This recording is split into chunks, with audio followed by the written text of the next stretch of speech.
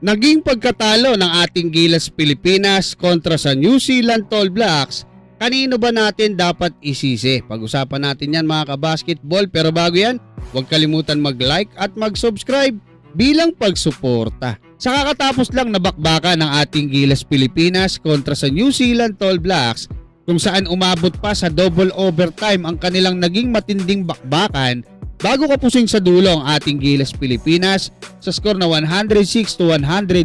Ngayon, sino ba dapat sisihin sa naging pagkatalo ng ating Gilas Pilipinas kontra sa New Zealand? Kasi may nagsasabi bakit daw binabad ni Coach Tim Cone si Justin Brownlee, hindi naman daw makaporma. Dapat daw pinalitan na si Junmar Fajardo kasi mabagal nang gumalaw, 'di ba? Ang daming sinasabi bakit daw si Kai Sotto hindi naglaro sa ating Gilas Pilipinas. Kasi mga kabasketball, una kay Coach Tim Cone, yung tungkol kay Justin Brownlee mga kabasketball. Kumbaga, call niya yan eh. Maaaring gaya nga ng kaka-champion lang sa Barangay Ginebra niyan, nakapag-champion sila sa Asian Games, sa SEA Games, natalo yung Latvia, yung New Zealand, nandiyan si Justin Brownlee, siya yung kumakamada. Hindi malabo na ang pag-iisip ni Coach Tim Cone, baka sakaling mag-spark pa, baka sakaling umepekto yung magic, diba? Kumbaga, live and die na with Justin Brownlee. Yun na yung pinanindigan ni Coach Tim Cone, kahit malas, kahit matindi yung depensa sa kanya. Kasi may nagsasabi, bakit daw hindi ibinabad pa si Carl Tamayo, maganda yung inilalaro.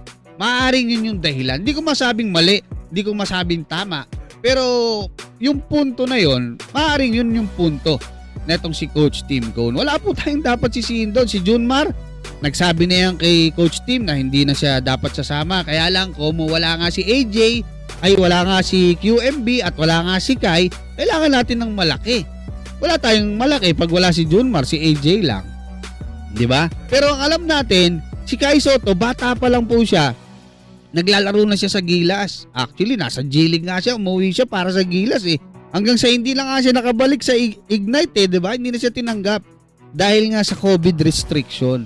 So bakit natin ba't tayo maninisi? Sisisihin si Kai, sisisihin si Coach Tim Cone, sisisihin si Justin Brownlee, sisisihin si Junmar Fajardo. Bakit po? Mali po yun. Kaya ang sagot, kung sino dapat sisihin, ang sagot po, wala.